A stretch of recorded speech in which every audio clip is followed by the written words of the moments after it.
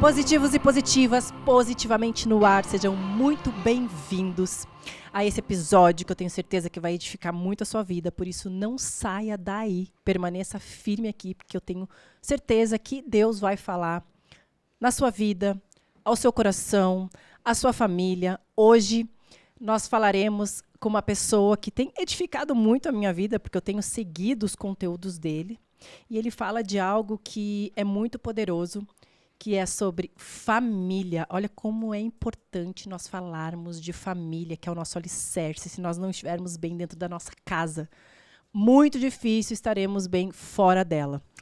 Estamos muito felizes por isso, né, amor? É um enorme prazer, né? No final, nós temos o privilégio de conversar com pessoas que edificam nossas vidas e que com certeza edificarão a vida das pessoas que estão em casa. Será confrontador. Talvez você venha de uma sociedade do qual tem estabelecido valores pré-formatados para vocês, mas construídos sobre alicerces frágeis. E ele vem falando de maneira poderosa sobre alicerces que estão firmados na rocha. Ele é pastor, ele tem cuidado de pessoas não somente do seu ministério físico, mas também do virtual. Milhares de vidas têm sido alcançados por esse jovem. Ele é pastor da Igreja da Graça, a Família da Graça, lá em Salvador, Bahia. Nós estamos falando de Rafael Neri. Creio que muitos já o conhecem ou já viram em algum lugar porque é uma presença marcante. Seja bem-vindo, Rafa. Maravilha, honra minha, pessoal. Obrigado, Galego. Obrigado, Lise. É uma grande honra estar aqui. Eu espero contribuir com todos os que estão assistindo e que o Senhor Jesus fale com os corações através de nós. Obrigado. Amém. Obrigada a você por ter aceitado doar o seu tempo, né, e nos encher de tantas coisas que Deus tem te enchido também, e falar disso que é... Nós vamos falar de toda a sua história, mas nós queremos falar também sobre relacionamento, sobre casamento, que é algo que é tão importante, né, nas nossas vidas, para quem casou, para quem ainda não casou, é algo que nós precisamos saber realmente, né, por onde devemos partir. Mas eu quero já começar, né, pedindo para você contar um pouquinho da sua história para a gente, como você começou, se você nasceu em berço cristão ou não, como você chegou nas redes sociais. Pode contar toda a sua história para a gente, que a gente está louco para saber. Se sinta em casa. A gente costuma falar que aqui é como se fosse nossa casa, porque no final nossa casa também se torna isso. As pessoas vão e contam suas histórias. E você que está na sua casa está convidado a se assentar aqui conosco para esse bate-papo que tenho certeza que será edificador. É um bate-papo, então vamos conversar como se nós estivéssemos em casa e você se sinta aí também aqui, junto com a gente. Maravilha, estou em casa e eu gosto de começar a minha história falando da minha família, porque sem dúvida que aquilo que eu vivi dentro da minha casa que me levou a fazer o que eu faço hoje. Veja que eu nasci num lar cristão, eu sou filho de pastores, e eu vivi num lar muito estruturado. Eu cresci vendo meu pai ser um bom marido, um grande marido. Meu pai é meu herói. Ai, Engraçado que quando eu era criança, eu pensava que meu pai era meu herói. Depois, quando eu cheguei na adolescência, eu tive contato com algumas limitações do meu pai. Eu me decepcionei. Eu disse, meu pai não é meu herói. Mas hoje eu descobri que meu pai é meu herói de novo. Depois que eu construí minha família e eu lido com minha esposa e com os meus filhos, eu cheguei à conclusão de que ele sempre foi meu herói. Ai, que lindo. E eu tive esse lar estruturadíssimo. Minha mãe foi uma baita de uma esposa, cumprindo todos os deveres conjugais. E aí, com 14 anos, eu conheço minha esposa, Jéssica. A gente começou a namorar, se é que a gente pode chamar assim. Com 14 anos. Eu tinha 14, ela tinha 13. Imagine, Lise. Nossa. A gente se conheceu na igreja. Eu era cabeludo, né? O pessoal me chamava de Capitão Caverna. Estava tocando baixo na igreja, em dezembro de 2004. Bendito dezembro de 2004. De repente entra aquela morena lindíssima no auditório da igreja, onde ainda nós congregamos até hoje, né? E aí foi aquela paixão à primeira vista, assim, fiquei deslumbrado com aquela morenaça. E eu disse, rapaz, eu tenho que casar com essa mulher. E aí, engraçado que a gente começou a conversar, meu sogro disse, olha, vocês são muito novos para namorar. Imagina, dentro da igreja, né? Com 13 anos, ela... Ele dizia assim, vocês estão se observando. Não digam que são namorados, não. Vocês estão se observando. E aí a gente começa a se relacionar. Engraçado que depois de 3 meses conversando com ela, eu mando um SMS do meu Nokia. Aliás, era um Siemens.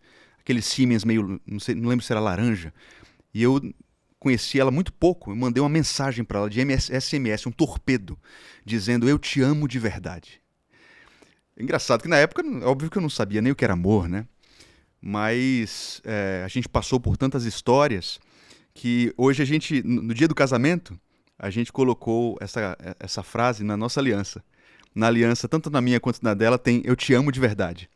A gente colocou isso na nossa história, depois de 8 anos a gente foi casar. E a gente disse, agora a gente entende o que é amor. A gente se ama de verdade. E aí colocamos na nossa aliança, está até hoje, né? E aí, quando eu conheço Jéssica, eu percebo que ela também veio de um lar muito estruturado. Ela tinha um lar muito forte. Meu sogro é uma referência fortíssima para mim. Minha sogra já me discipulou tantas vezes, uma mulher de Deus, uma mulher de oração. Engraçado que o pessoal faz piada de sogra, né? Gosta de falar mal de sogra. Eu não entendo, porque eu não sei o que é ter uma sogra ruim, né? Eu sempre tive uma sogra muito abençoada. E aí a gente começa a construir nossa história, os dois tendo vindo de um lar extremamente saudável. E aí eu caso com ela.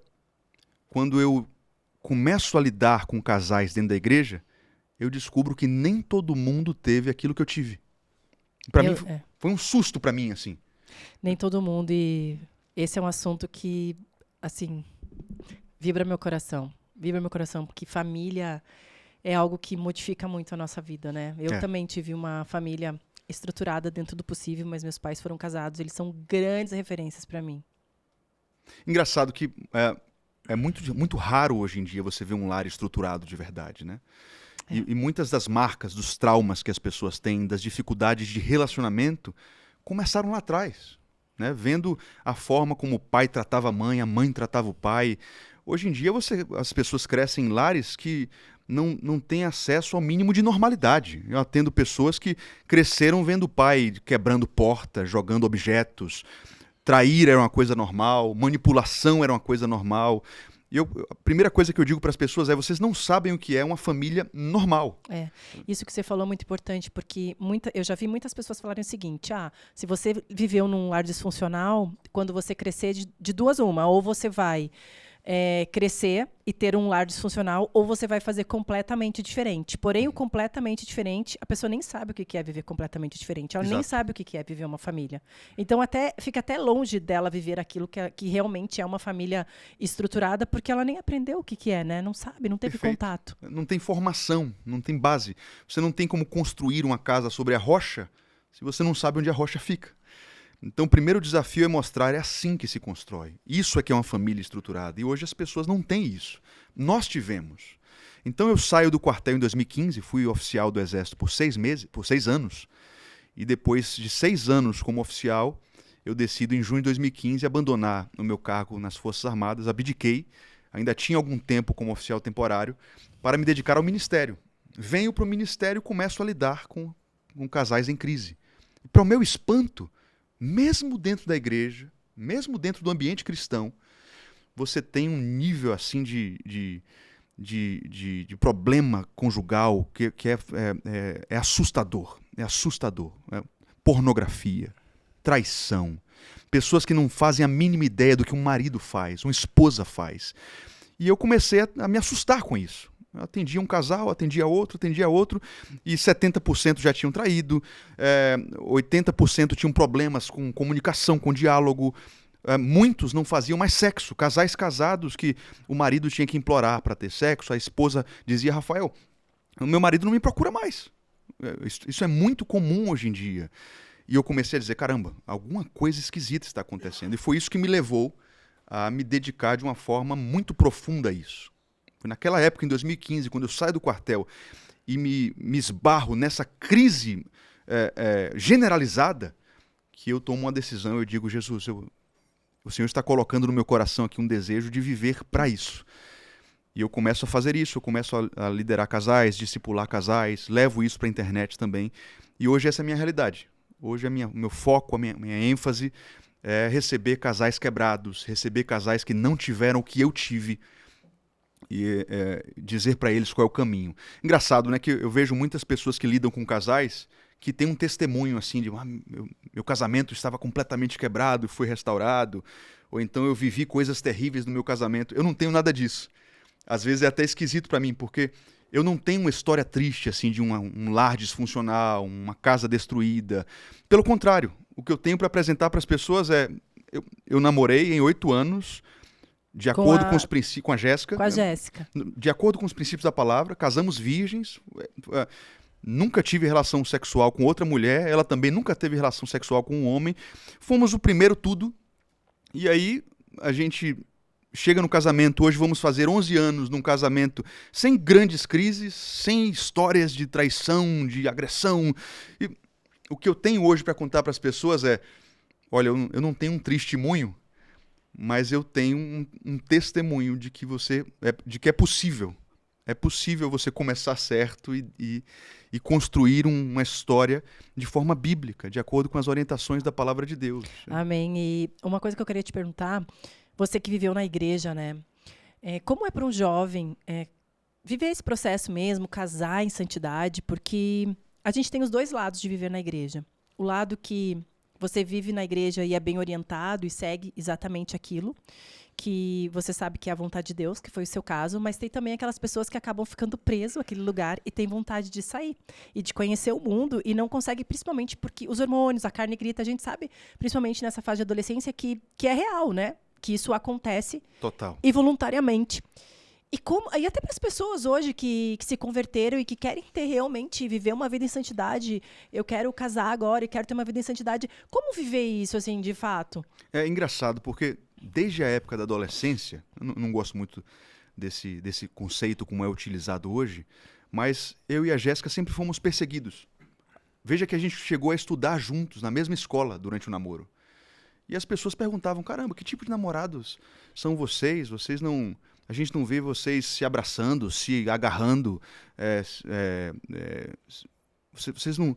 O que é que acontece? Então isso sempre levou uma parcela da sociedade que tinha contato conosco a olhar a gente meio que como extraterrestres, assim, meio que como Te constrangeu pessoas... em algum momento? Em nenhum momento. A gente sempre levou isso aí com muita clareza e para mim sempre foi um privilégio ser tratado mal, inclusive, muitas vezes.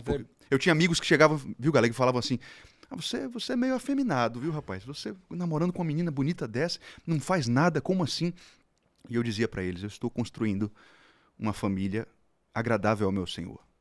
Não é que eu não sinto desejo, eu sinto desejo. E um dia eu vou ser uma só carne com essa mulher. Eu sei o que eu estou fazendo. Engraçado, porque hoje a maioria deles, eu tenho contato com alguns e... já quebraram a cara muitas vezes em relacionamentos mal feitos, mal conduzidos. E pela graça do Senhor Jesus eu posso olhar para trás e perceber o cuidado de Deus me protegendo desses apelos. É o que a Lise falou, hoje um jovem ele sofre um apelo muito gigantesco. Né? As telas, a indústria cinematográfica, a mídia, a cultura, é todo um bombardeio diuturno na cabeça do jovem, para que ele mergulhe no mundo da concupiscência, do pecado. Você pode ver, na minha época, eu me lembro da minha infância, no início daquilo que a gente chama de pré-adolescência, de 11 anos, 12 anos, eu me lembro que na minha época, outro dia, eu não sou um cara velho, você sabe, viu, Galego? Na minha época, nesse momento da minha vida, não era tão comum você ver um rapaz que já tinha ficado com muita gente, né? Eu me lembro de ter acesso a uma galera que ia pra festa e, poxa, eu beijei uma menina, era uma coisa assim de outro mundo. Hoje em dia você olha para essa geração, meninos com 10, 11 anos, que já tiveram relações sexuais com 2, 3 pessoas. Um dado assustador que eu tive acesso há pouco tempo é que a idade em que os homens, em média, são apresentados hoje para pornografia é aos 8 anos de idade. Não, e ainda deve estar errado, porque crianças de 4 anos já têm acesso ao celular. Exato. Então, TikTok. Não. E já está desatualizado. Isso é bem difícil mesmo. Agora eu voltei lá no meu passado. Vocês estavam falando, eu estava me lembrando, assim. Acontece, Rafa, que, na verdade, tem muita gente que não tem acesso ao conhecimento que hoje a gente tem. Né? Eu vivi isso, eu tive um modelo de casamento, meu pai e minha mãe foram casados. foi maravilhoso, sabe? Ter meu pai e minha mãe juntos. E assim, eu trago muitas coisas de ter uma família unida e tal, mas eu não fui conduzida por esse caminho e casar em santidade.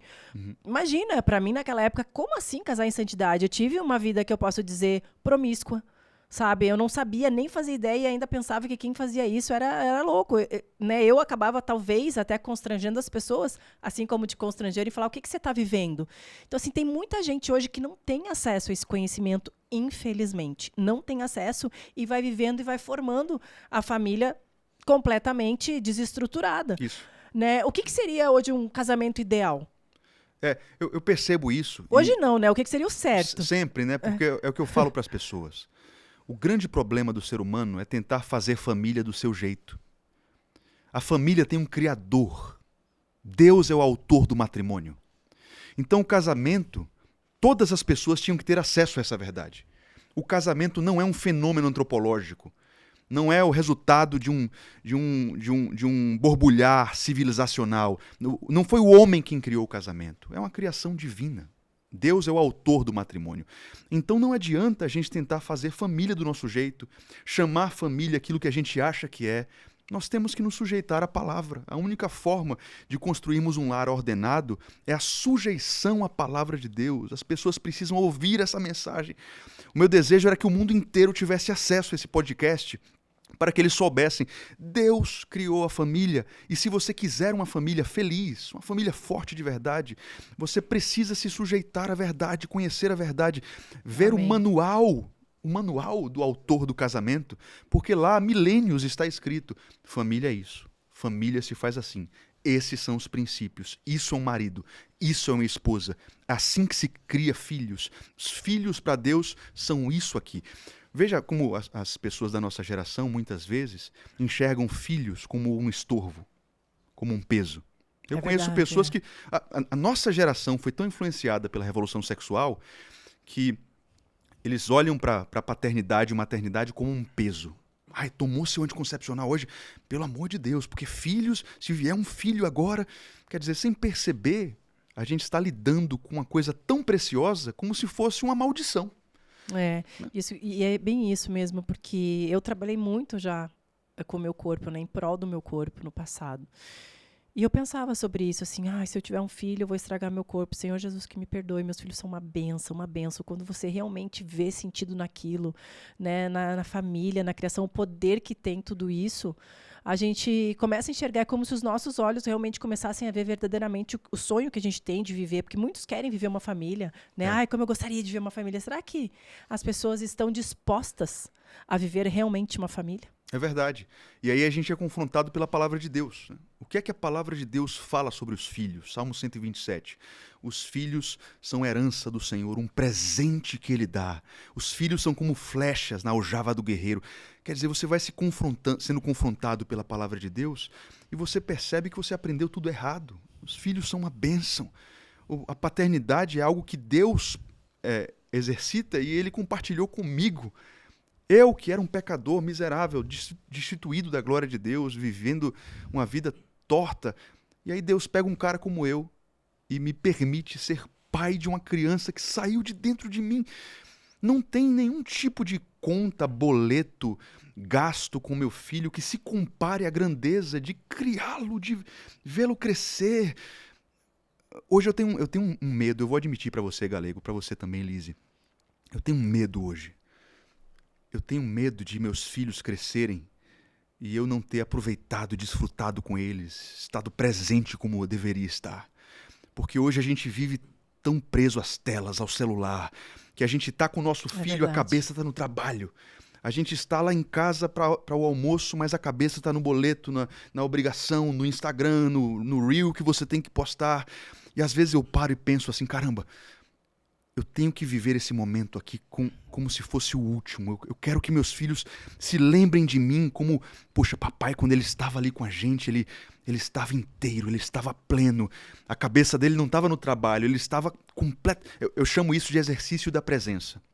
Nos meus cursos eu ensino os casais e as famílias, olha, uma ferramenta terapêutica chamada exercício da presença. Quando você estiver com sua família, desliga o negócio do celular e você tem que estar ali com eles. olha nos olhos, linguagem corporal, vive aquele momento, porque a vida passa um pulo. Ainda que seja pouco tempo, né? Pouco tempo. Vamos lá, não vamos romantizar. A Uhum. vida é corrida, a gente trabalha pra caramba. E temos que trabalhar. Como é que a gente vai pagar as contas? O próprio Deus falou que nós vamos comer do suor do nosso trabalho, do suor do nosso rosto. Então é óbvio, meus filhos sabem disso. Quando chega na hora do trabalho, eu digo, filhinhos, papai vai ter que ir cumprir uma missão. Porque eu sou o provedor da família. Papai tem que cuidar de vocês. Mas quando eu estou ali, cara, eu quero estar ali presente com eles. E aí é interessante porque eles percebem isso. O seu filho percebe quando você troca o sorriso dele pelo brilho das telas. Ai, que forte.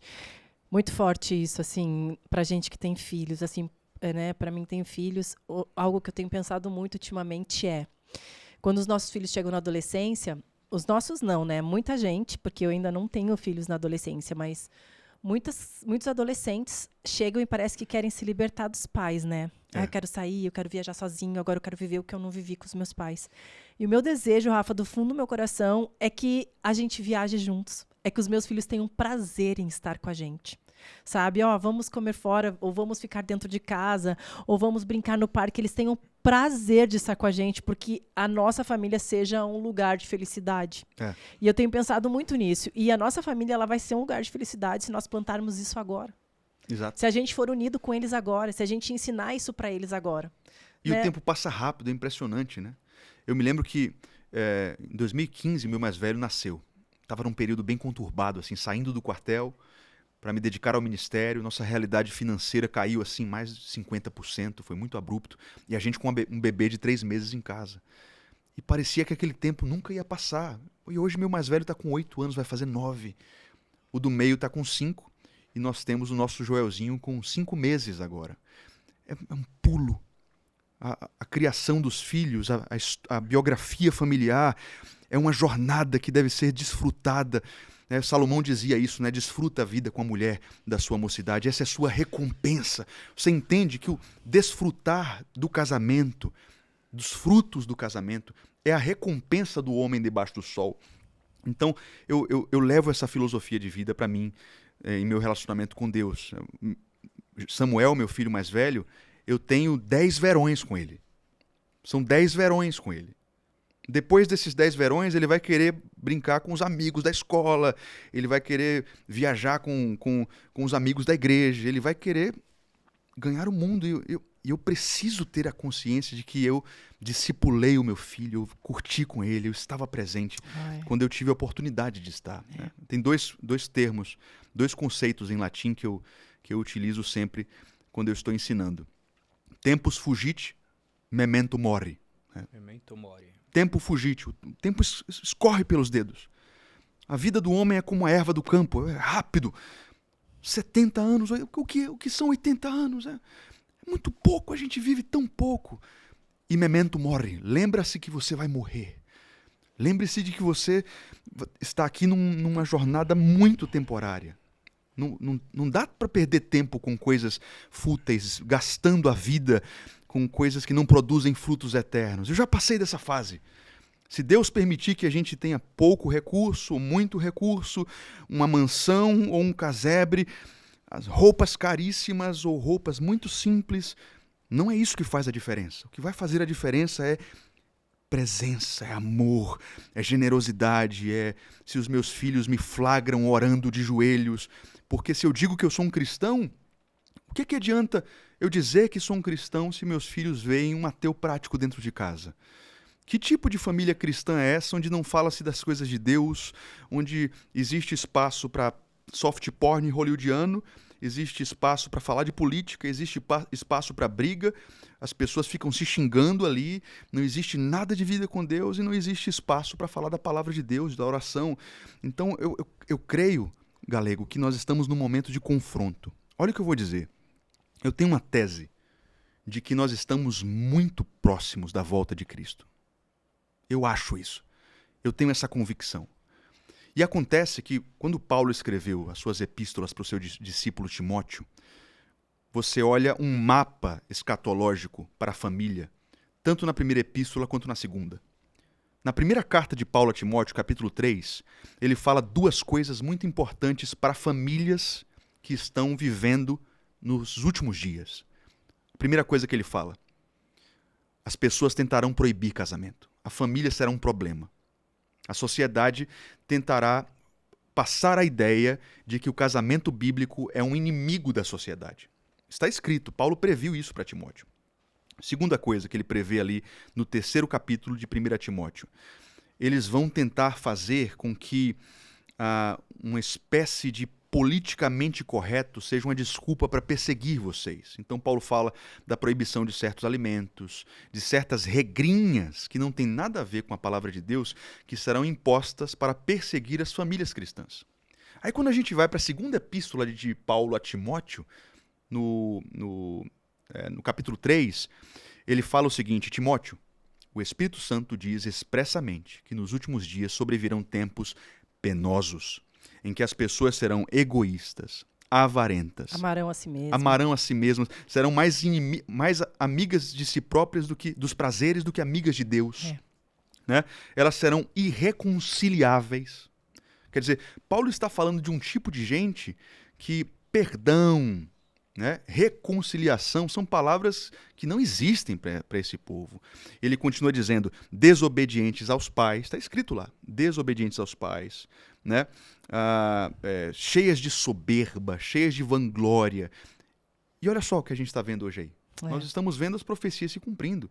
As pessoas estão vivendo um tipo de vida, um estilo de família, um jeito de viver família que é óbvio que vai fracassar.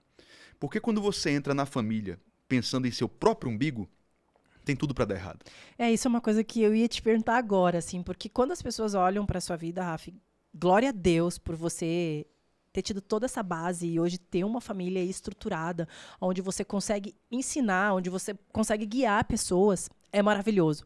Mas é aquela pessoa que está em casa falando assim, nossa, eu quero ter uma família assim, eu quero viver dessa forma, mas a minha vida foi toda bagunçada. Eu tô com a minha vida destruída, com o meu relacionamento destruído. Por onde começar?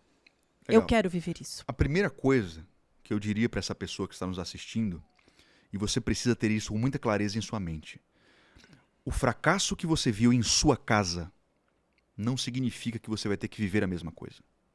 Esse é o primeiro paradigma que tem que ser quebrado na cabeça das pessoas. Porque muita gente pensa que porque viu no casamento dos pais um casamento fracassado, com muitos problemas, ela está fadada a viver a mesma coisa, como se fosse uma espécie de maldição, como se fosse um ciclo interminável. Ou acha aquilo normal. Ou normal. E essa é a primeira coisa que eu queria dizer, assim, como uma mensagem muito profunda aos corações. Você não precisa reproduzir aquilo que você viu em casa. É um movimento muito triste esse, porque eu não sei se você já teve contato com uma pessoa que, por exemplo, o cara viu em casa o pai com problemas com álcool, o cara alcoólatra, e um pai que feriu muito a mãe. Aí o cara, quando está no meio da tempestade ali, na adolescência ou na infância, ele diz assim: quando eu tiver minha família, eu nunca vou fazer o que meu pai fez. Sim. Agora é triste porque, geralmente, quando a pessoa não tem uma boa formação, né, quando essa pessoa não tem um contato com a comunidade cristã, com um embasamento bíblico para quebrar esse ciclo, o que você vê é ela reproduzindo exatamente aquilo que ela disse que jamais iria fazer. Inconsciente. Você acha que é inconsciente? É inconsciente o impulso. É óbvio que a pessoa é responsável pelo pecado. Mas na hora da discussão, da crise, aquela tendência aflora por causa de uma marca inconsciente. Eu acho que sim. Né? Trauma. Um trauma. E quando ele menos espera, ele já está reproduzindo aquilo que ele viu em casa, aquele comportamento do pai que marcou profundamente a alma dele. E aí é esse momento que ele se desespera. Caramba, eu prometi para mim mesmo que eu nunca ia fazer com uma mulher o que o meu pai fez com minha mãe, e eu estou fazendo precisamente a mesma coisa. Como pode isso? Mas é óbvio, porque é como você disse, essa influência da referência paterna, materna, do lar onde você foi gerado é tão profunda que ela só pode ser quebrada pelo poder de Deus. Amém. É uma redenção divina. É o autor do matrimônio que entra na sua história e reina, governa o seu lar. Então essa pessoa precisa ter contato com a palavra de Deus, né? Ela precisa ser ensinada e dizer, caramba, aquilo que eu vi, aquilo que eu aprendi foi tudo errado. Só que agora eu estou vendo a palavra de Deus que é lâmpada para os meus pés. E aceitar isso, né? Aceitar que, assim, aquilo que eu vivi, aquilo que eu aprendi, estava errado. Porque às vezes a gente tenta justificar aquilo que a gente viu. Ah, mas isso não é tão errado. É errado, sim. Para você que lida com muitos casais, você acredita que qualquer relacionamento pode ser reconstruído? Totalmente. Qualquer relacionamento. Eu afirmo categoricamente que todo matrimônio pode ser restaurado. Eu tenho visto isso há 8 anos. Casos esdrúxulos. Casos que as pessoas olham assim, isso aí nunca vai dar certo. Essa família já foi, quebrou. Não tem como. Né? É óbvio que alguém tem que decidir. E esse é o ponto que você falou. Né? Isso eu quero te perguntar. Porque assim, como é que eu enxergo o casamento? Eu enxergo o casamento como uma união entre 3 pessoas. O mundo não nos ensina isso, mas a palavra de Deus nos ensina essa verdade. Mateus capítulo 19, quando o nosso mestre nos disse o que Deus uniu, o homem não deve separar, o que ele estava dizendo é que um vínculo foi feito ali, não só com o cônjuge, mas com Deus primeiro. Então, no dia que eu caso, que eu faço os meus votos, né, existe uma aliança que eu estou fazendo com Deus e com meu cônjuge. É um triângulo. Né? É um triângulo. Eu, a minha esposa e o Senhor. Por causa desse entendimento, eu também acredito que se um dos cônjuges está mal, está em crise, está perdido espiritualmente, está com os olhos cegos por causa do pecado, eu acredito que você que quer e Deus ainda são maioria. E por causa dessa união entre você e Deus, o outro vai chegar para junto. É o que Paulo explicou para os Coríntios na primeira epístola, capítulo 7, quando ele fala, olha, a esposa bíblica, a esposa piedosa, santifica o marido, né? O marido é santificado pela esposa. A esposa é santificada pelo marido. Quer dizer, hoje eu enxergo esse lar cristão onde um decidiu mudar. Eu enxergo como um ambiente santificador. E que tipo de mudança, né, essa esposa ou esse esposo precisa ter? Porque, por exemplo, eu recebi uma mensagem esses dias de uma mulher que tinha se convertido. Ela estava com o casamento destruído. Já tinha acontecido uma traição, entre aspas, assim.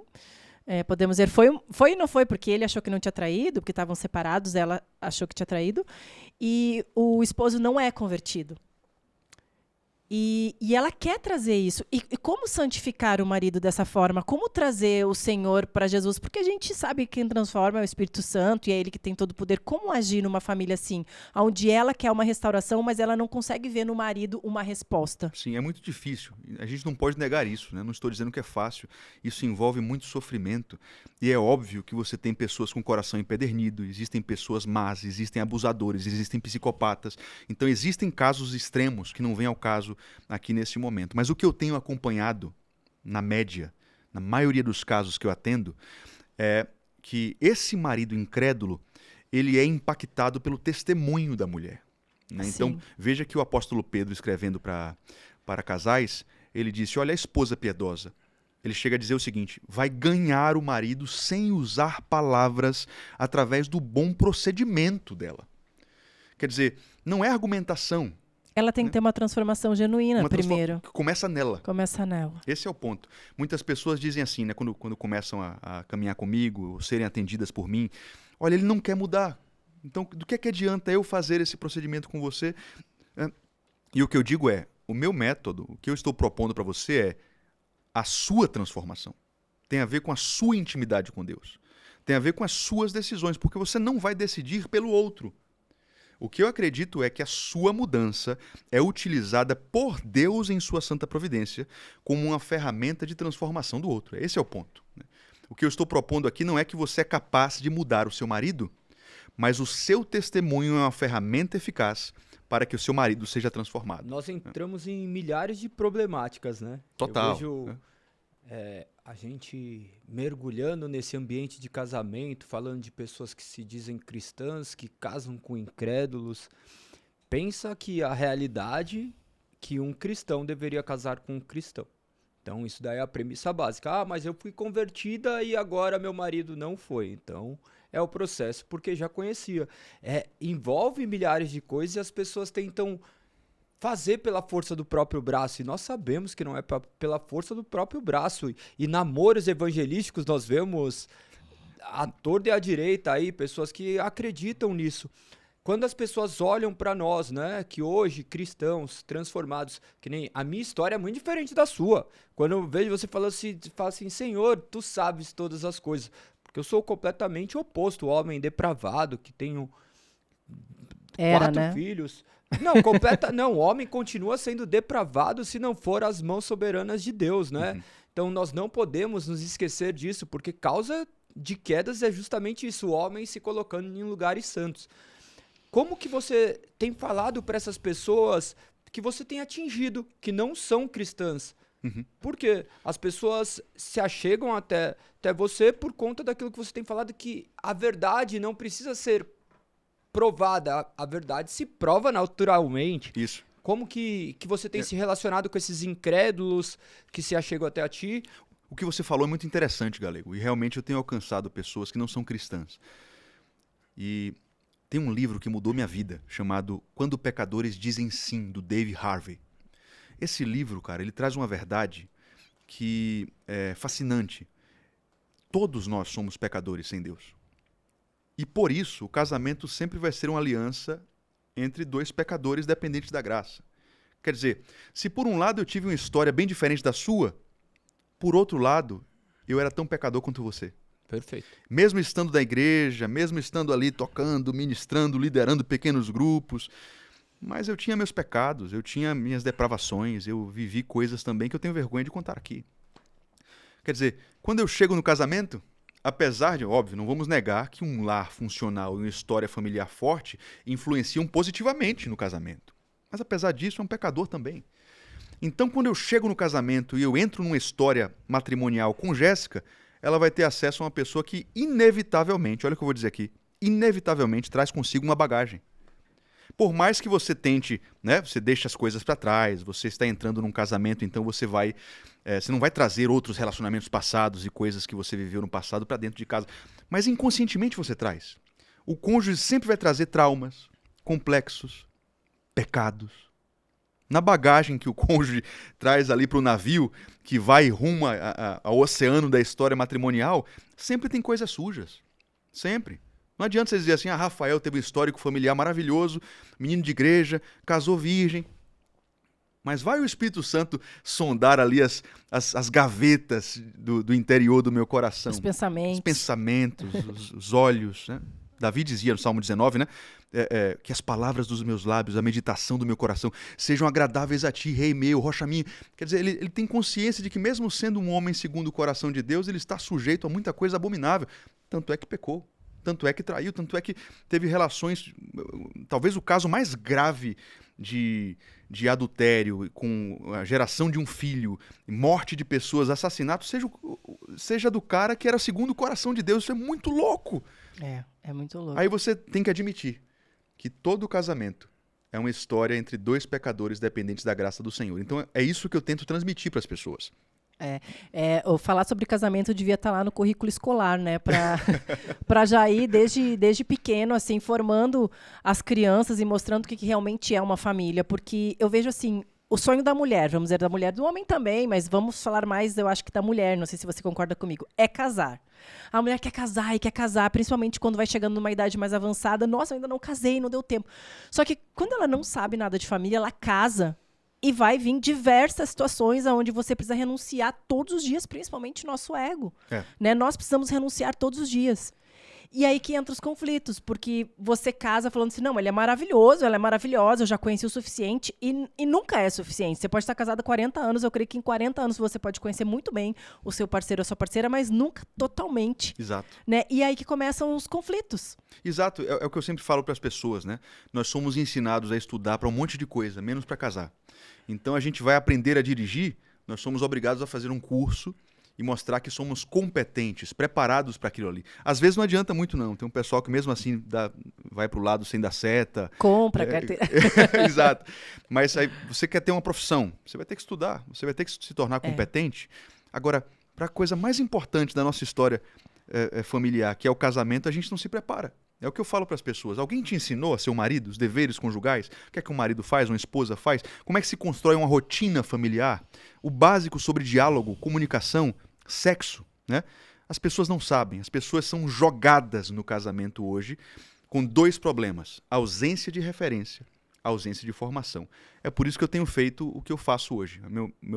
Minha missão é formar pessoas que não tiveram acesso a isso. Você aborda todos esses pontos. Todos esses pontos. E hoje a minha formação acabou naturalmente se tornando uma formação com ênfase em casais quebrados.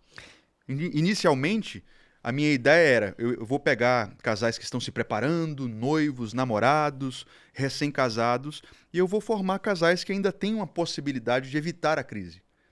Aconteceu que quando eu fui para a internet e o negócio meio que estourou, eu comecei a ser procurado por pessoas que já estavam quebradas. Então hoje 80%, talvez 90% das pessoas que eu ajudo já chegam para mim no fundo do poço. Aí já tem abandono, já tem traição, já tem uma família completamente esfacelada, filhos sofrendo, porque os filhos sempre são as maiores vítimas do divórcio, a gente sabe disso. E aí a gente vai tentar pegar os cacos e dizer, olha, Deus tem solução para isso aqui. E quando a gente entende que o sofrimento é o megafone de Deus, é maravilhoso, né? Porque o homem, no alto da sua prepotência e arrogância, ele não vai procurar como lidar com o casamento, porque fala assim, eu já sei, eu vi, é desse jeito, eu consigo me relacionar. E quando ele se depara com a prática, ele vê que não é nada disso, né? Eu não sei se você já viu o livro do pastor Jonas Madureira, chamado Inteligência Humilhada. Já. O cara é fantástico. E ele fala isso, né?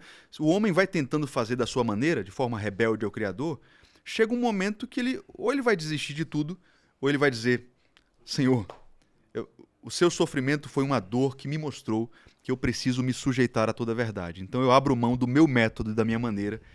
Vamos fazer do seu? Me ensina aqui, me ajuda. Aqui é o momento ideal para você começar a construir uma família forte, né? O homem nasceu rebelde, né? O homem já nasce rebelde. Nós vemos hoje casamentos começarem e terminarem no outro dia. A legislação adaptou à sociedade o que vinha acontecendo, né? Porque a legislação tem que acompanhar o ritmo da sociedade, não o ritmo da igreja.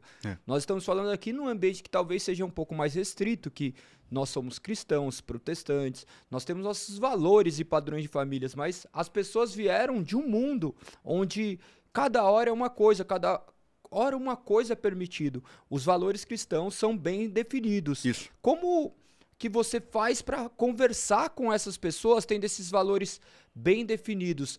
Você se sente muitas vezes constrangido a abordar algum assunto ou você fala, eu tenho que promulgar a verdade? Galego, constrangido nunca.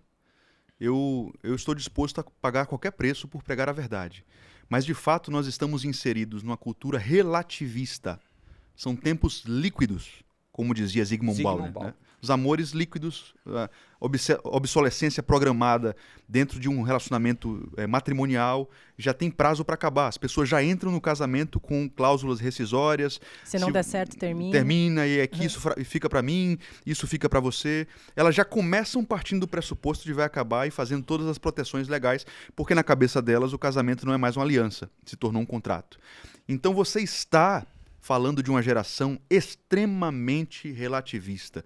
A pessoa que hoje se levanta para dizer eu creio em verdades absolutas, ela vai ser questionada. As pessoas não vão gostar dessa pessoa, porque nós estamos vivendo naquilo que os filósofos estão chamando de pós-verdade. É o período da pós-verdade. Para o homem moderno, é uma afronta você dizer que a sua verdade é a verdade absoluta. Não, você tem a sua, eu tenho a minha. É uma geração nihilista. Deus está morto. Deus sou eu. Eu faço minhas regras, minha moral, eu faço do meu jeito. Então é extremamente difícil você lidar com essa geração. E o pior é que nós vivemos ao mesmo tempo no ápice da revolução sexual, né? Porque quando começou a revolução sexual, as pessoas tinham ideia de que o ápice da revolução sexual seria uma generalização do sexo, todo mundo fazendo sexo na rua, orgias e tal. Não é o que acontece hoje. O que acontece hoje, nós estamos vendo como resultado da revolução sexual, são pessoas que não querem fazer sexo. Aí você vai para o Japão, você vê jovens que não querem mais se relacionar, os pais pagando $500 para o filhinho fazer amizade com uma menina não sabia e de disso. repente ter um filho, um neto. Eu não vou ter neto. Minha geração vai acabar, minha família vai morrer. Tem países que estão pagando valores Nossa, para não famílias sabia que possuem disso. filhos. Os jovens não querem mais. No Japão tem os chamados herbívoros. É um termo meio crítico, né? Os jovens herbívoros, porque são como plantas. Eles não querem lidar com pessoas. Eles não querem casar. Você tem uma quantidade grande de jovens que estão se relacionando... eles só se satisfazem com inteligência artificial hoje. Então eles têm acesso a sites E pornográficos. cada vez vai ser mais, né? Porque isso está cada vez entrando mais isso na nossa vida. E a indústria está investindo pesado nisso e fornecendo experiências cada vez mais imersivas. Mas, na verdade, Rafa, também, vamos para a vida real, né? As pessoas saberem lidar com as suas emoções. Porque a realidade, quando existe um casamento e ela não tem a mínima noção do que realmente é um casamento, as pessoas só acham que casamento é casar. Vamos casar e se der certo, deu, se não der, separa. Quando começam a acontecer as coisas, as pessoas vão jogando para debaixo do tapete e vão relevando e não vão tendo... Com o tempo, vão perdendo diálogo, vão perdendo a vontade de se relacionar sexualmente. E isso é uma das coisas que mais acontece. Poxa, meu marido não fala comigo, meu marido... Eu estou falando do lado feminino, mas acontece também do lado, né, masculino. Meu marido não fala comigo, então também Oi, amor, tudo bem? Oi. Como você tá? Tá tudo bem? Legal. Nós, graças a Deus, tá tudo bem. Tá. Então, por exemplo, meu marido, eu não admiro mais meu marido não me admira, então eu não tenho mais relação Isso é lindo, sexual há amor. 3 meses, 4 É. meses, 5 meses. E isso é uma coisa muito comum de acontecer. E Muito. como resolver, né? Porque eu acho que... Eu não sei a porcentagem, mas a porcentagem é muito grande de casais que passam por isso. Muito, muito. É uma quantidade absurda. E é o que você falou, na cabeça das pessoas hoje, cada vez mais o casamento se consolida como uma coisa complicada. Casamento empobrece. Casamento é arriscado juridicamente, eu vou perder meu patrimônio. Casamento eu vou ter que lidar com uma pessoa só por quê? Pra que esse negócio de monogamia? Não, e se falou uma coisa aqui antes de a gente começar a gravar, que é quando você depende do outro, quando você coloca a sua expectativa, se foi isso que eu entendi, né, em cima do outro, você vai se frustrar, porque isso pode acontecer realmente, de Exato. o outro te decepcionar. Casamento é sempre envolve riscos. É sempre arriscado. Casar é arriscado. Você está entrando numa relação com uma outra pessoa e pode vir de tudo, né?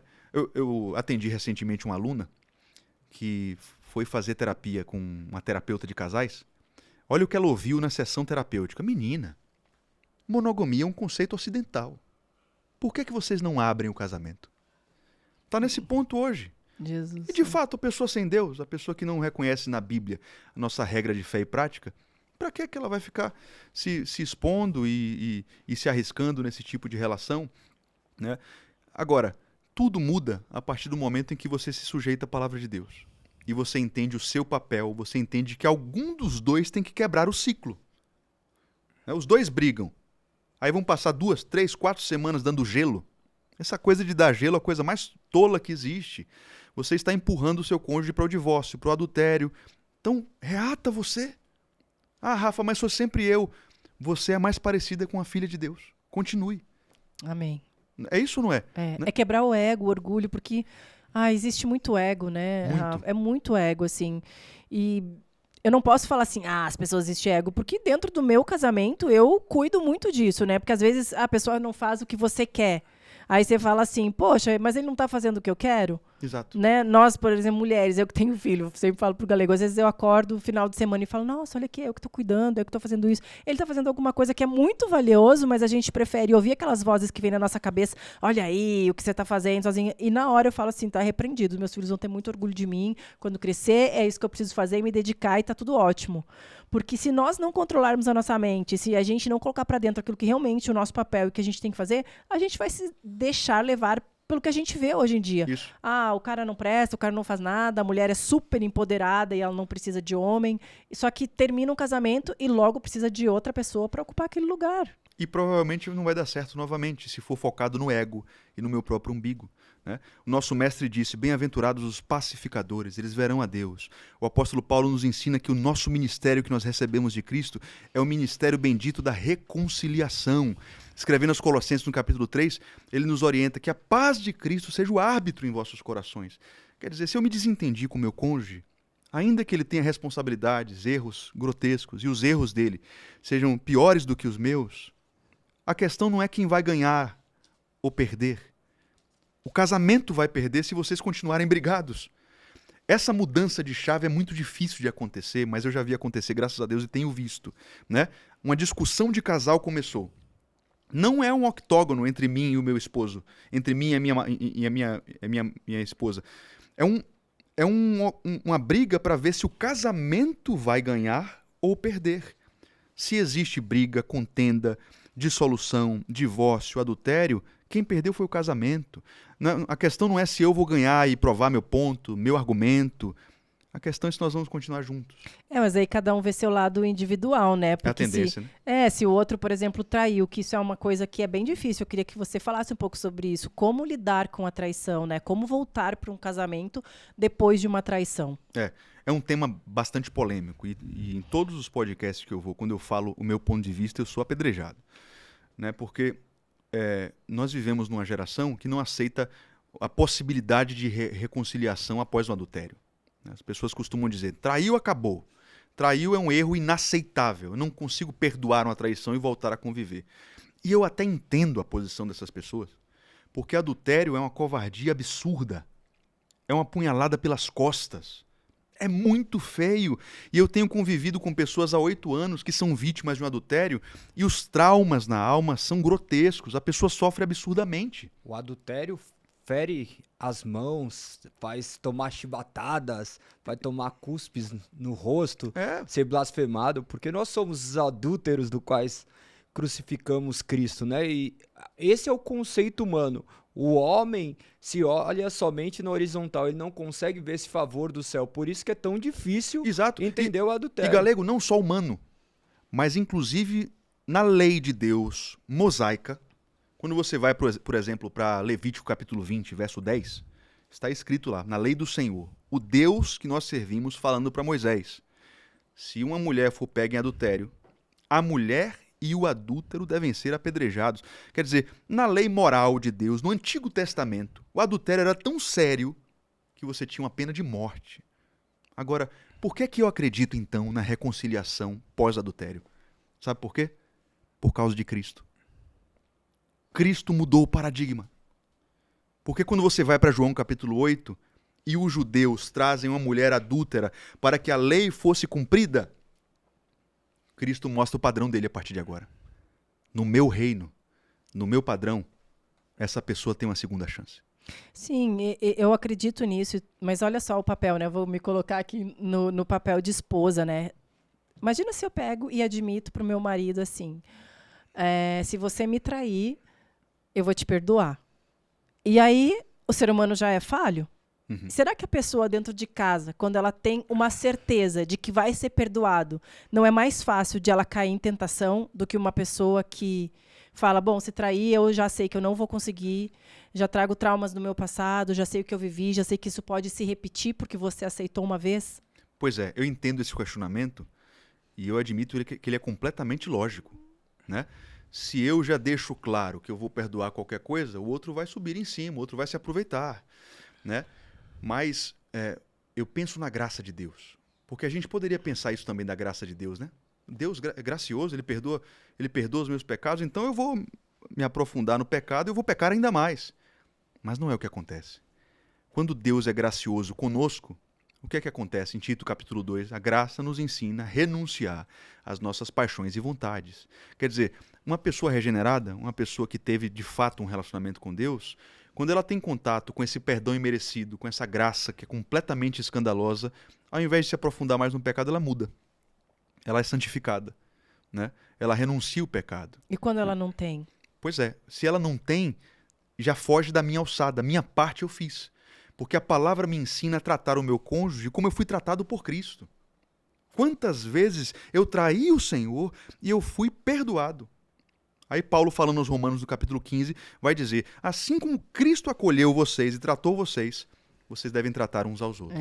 Mas eu confesso assim, Rafa, e claro, o que você está falando é certíssimo, mas eu confesso que é bem difícil, né? Porque imagina você falar, então tá, vou perdoar 70 vezes 7. Eu falo isso com o Galego em casa sobre isso. Imagina uma pessoa que é traída e ficar perdoando e perdoando e perdoando. Imagina acordar no outro dia e falar, não, tá tudo bem, né? E continuar tendo relação com uma pessoa assim que te trai, porque você precisa perdoar porque Deus te perdoa. E é verdade, Deus te perdoa, Deus nos perdoa. Isso é mais pura realidade. Deus nos perdoa todos os dias e a gente vai lá e peca de novo, e peca de novo, e peca de novo. Mas será que o ser humano ele tem a capacidade de carregar isso? Não, você está certíssima, Lise. E é óbvio que existem casos que fogem totalmente da regra, porque você tem pessoas malignas, você tem pessoas que não estão dispostas a mudar de jeito nenhum.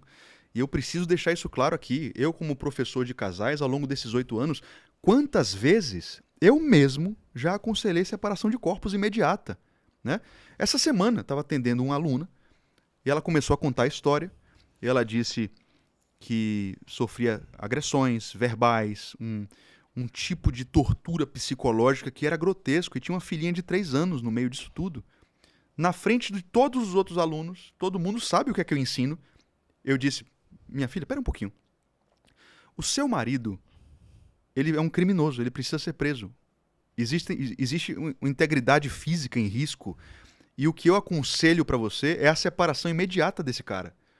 Porque aqui você já começou a lidar com um tipo de caso em que a integridade está em jogo, a vida está em jogo. É a mesma coisa um caso de um psicopata traidor reincidente. Existem pessoas que não querem mudar e eles decidem simplesmente viver no erro. Existem casos que fogem da regra. Eu estou falando de casos onde existe algum tipo de vislumbre de arrependimento, de mudança.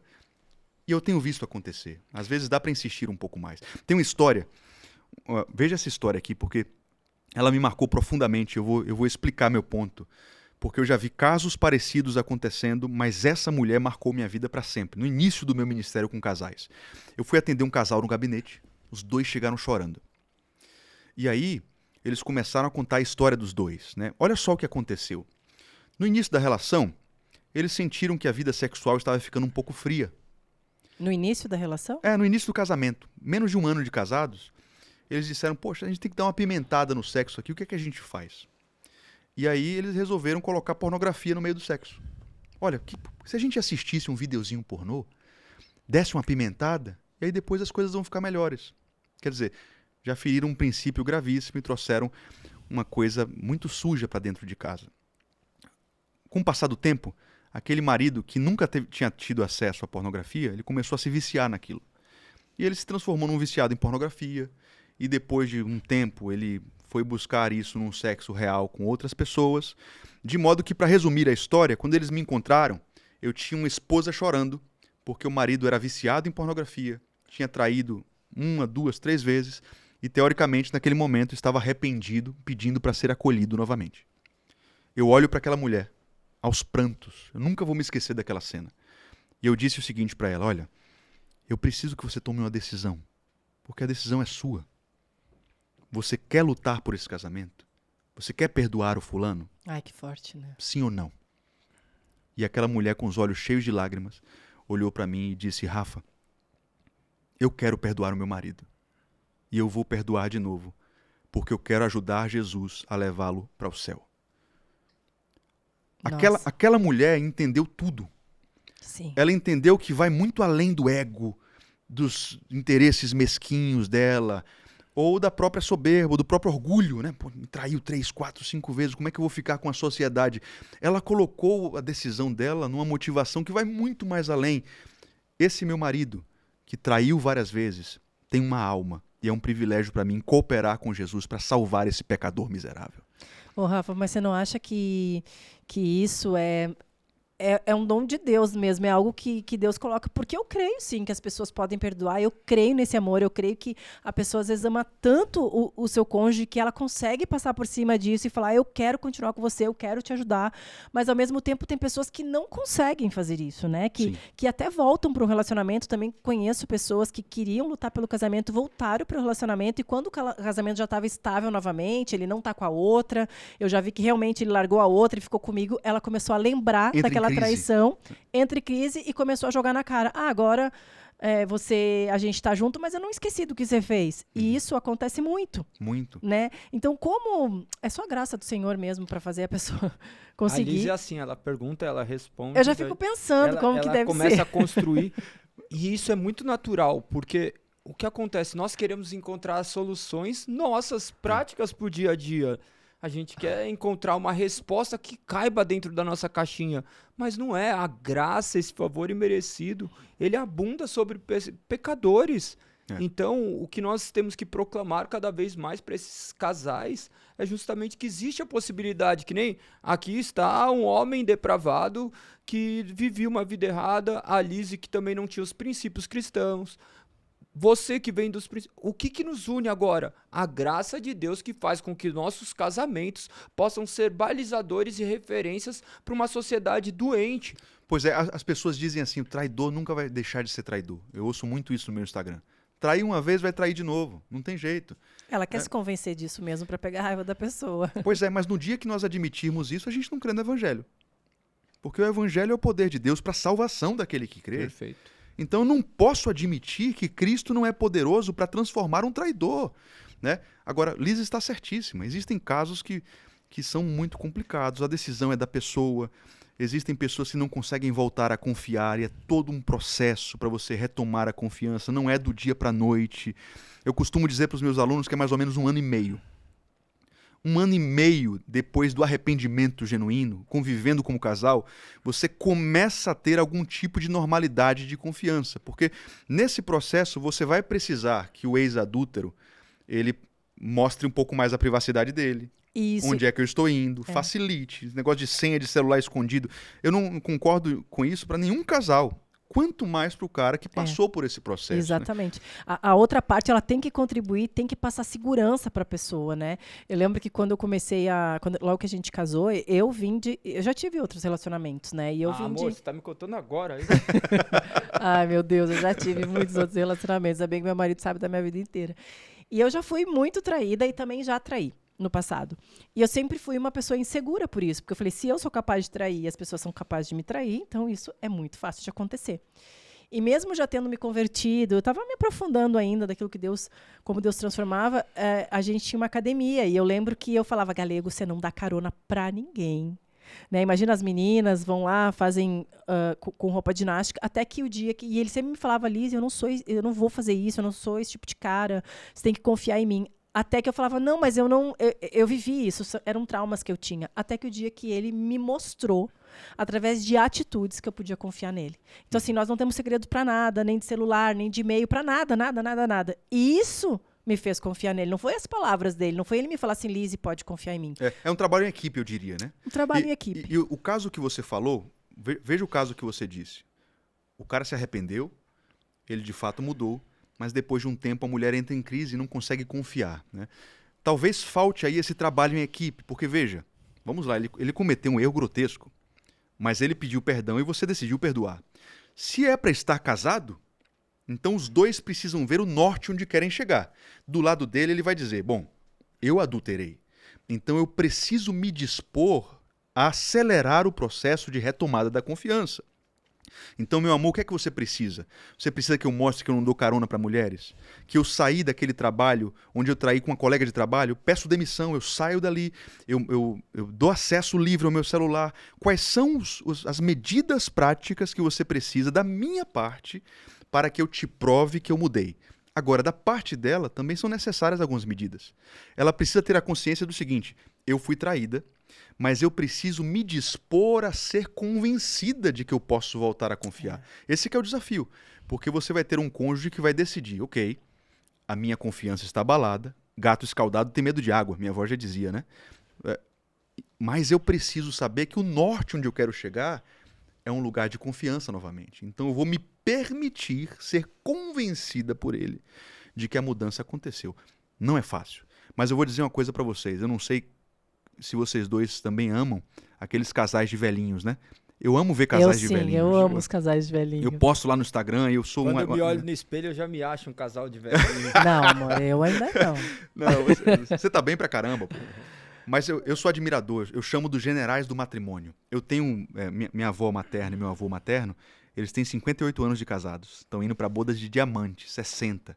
Cara. E eu fico olhando assim, eu gosto de ir pra casa dela e aprender, porque eles ainda discutem, mas ainda ela diz, Zé, você é lindo, né? E tem aquela paixão assim. Então... Mas até isso, o mundo tenta deturpar, porque falar, olha ali, o casalzinho de Não, senhores, o cara com 10 amantes, o casal Isso. fundamentalista que possui amantes, que a mulher apanhou a vida inteira. É. Porque não conhecem a história, porque está distante da realidade deles, eles querem frustrar todo o resto. A Você falou sociedade perfeito, cara. faz isso. Quando eu falo isso no meu Instagram, sempre vem comentários, né? Ah, não, Aí eu uma- que vou uma- ser cancelado? Fala você, corta essa parte e agora você repete. vai. Quando eu posto, sempre tem comentário assim, olha aí, ó, uma mulher que foi abusada a vida inteira num relacionamento tóxico, aguentou muita coisa aí. Aguentou muita coisa desse cabra safado. Não é verdade. Todo mundo que tá escutando esse podcast, vamos lá. Quem tá escutando esse podcast, que conhece um casal de velhinhos, a grande maioria, você vai ver, é um belo de um casamento. Você tem duas pessoas que trabalharam em equipe, cada um fez sua parte. Por isso que eu falei disso, né? Por isso que eu falei do casal de velhinhos. Não adianta você romantizar. Um casal, caramba, que passa 60 anos juntos, quantas vezes eles se perdoaram? Pecados terríveis, pecados asquerosos, mentira. Pode não ter tido adultério, mas certamente teve coisa vergonhosa ali. 60 anos dá tempo de pecar um bocado, viu? E assim, a gente também tem que admitir e aceitar que nós temos que ser tratados individualmente. Mesmo dentro de um casamento. Porque o que nos leva, assim, sempre a cada decepção? Culpar o outro, né? Então, assim, eu tô assim, o casamento tá assim por causa dele. Exato. Eu tô assim porque, olha o que ele faz. Ele não fez isso, ele não fez aquilo, né? Eu escuto muito essas reclamações, assim, de amigas. O meu marido, ele não fez isso, Liz. E olha... E, assim, nós precisamos ser tratados individualmente. Não, atendimento de casal, sempre o primeiro atendimento com um casal é regra. Não, é muito difícil ter um casal diferente. Primeiro atendimento é ele isso, ele aquilo, ele não, ele sim, ele. Aí você vai ouvir ela, vai falar a mesma coisa, cada um apontando para o outro, cada um apontando os argumentos ruins que tem com relação ao próximo. E aí o meu trabalho é, ok, eu sei que ele tem erros, mas vamos falar de você? O que é que você consegue melhorar? Quais são as partes em que você pode fazer a diferença, né? Porque, sabe o que é que eu vejo nas pessoas hoje em dia? A vida familiar já é um grande desafio por si só.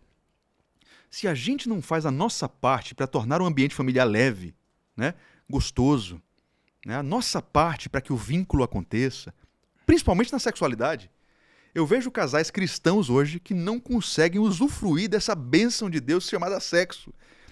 Veja que a pessoa que viveu o pecado, que viveu uma vida depravada, ela geralmente vai ter a ideia de que sexo é coisa ruim. Mas não isso também é um tabu, principalmente dentro das igrejas, né? Tipo, isso não é falado. Totalmente. Pelo contrário, eu vou dizer uma coisa para vocês aqui, que eu vejo igrejas que fazem um desserviço. Lá na minha cidade, eu tive uma aluna recentemente que ela fazia parte de uma congregação em que ela era orientada a fazer sexo com roupa. Isso é verdade. Os pastores orientavam o seguinte, olha, sexo nu, a nudez é pecado. Então, nesse lugar, que é mais uma seita, né, eles têm roupas apropriadas, com furos nos locais genitais, e os dois vão para a cama vestidos para fazer sexo. Eu já vi de tudo. Eu já vi eu tive um casal de alunos que a mulher foi reclamar comigo, porque meu marido é tão santo que ele quer ouvir música gospel, ele quer ouvir o worship durante o sexo. Não, porque o sexo, vamos convidar a presença de Deus aqui. Meu amigo, pelo amor de Deus, não cabe isso aqui. Eu fiquei até curioso para saber que tipo de música, quais eram as músicas que eles colocavam, porque não cabe. Né? Desliga um pouquinho a música aí e vai curtir com sua esposa. Quer dizer, eu vejo muita maluquice e casais que não sabem usufruir dessa bênção de Deus. Né? Deus fez o sexo para um marido e esposa viverem uma festa. Quando os dois são melhores amigos, o sexo é a celebração do casamento. Mas também como tem esse tabu, né? As pessoas pensam, o que eu posso fazer agora? O que eu não posso? Eu também já conheço pessoas que falaram assim, eu me separei da minha mulher, porque depois que ela se converteu, inclusive uma pessoa que era da igreja, ela não podia fazer mais nada. Né? Então, assim, a gente nem tinha mais relação, porque foi orientada provavelmente de que não poderia fazer mais nada. E as pessoas não têm orientação de nada, na verdade, no casamento. Pois é. Né? E é triste isso, porque, meu Deus, vocês estão vivendo um casamento santo. Era para vocês desfrutarem de tudo, de todas as possibilidades que um casal bíblico consegue. E essa questão hoje que acho que é mais latente ainda.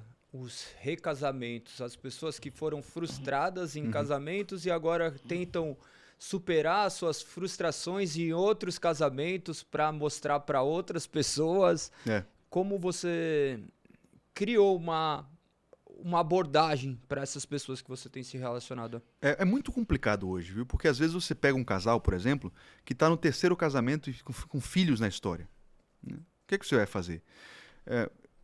Aquelas crianças precisam de um lar ordenado, então é muito complexo. A situação hoje é muito complexa. É óbvio que não é o ideal, né? Eu sou totalmente favorável e defensor da manutenção da aliança até o vínculo, até a morte, né? Esse vínculo deve ser protegido, mantido até a morte.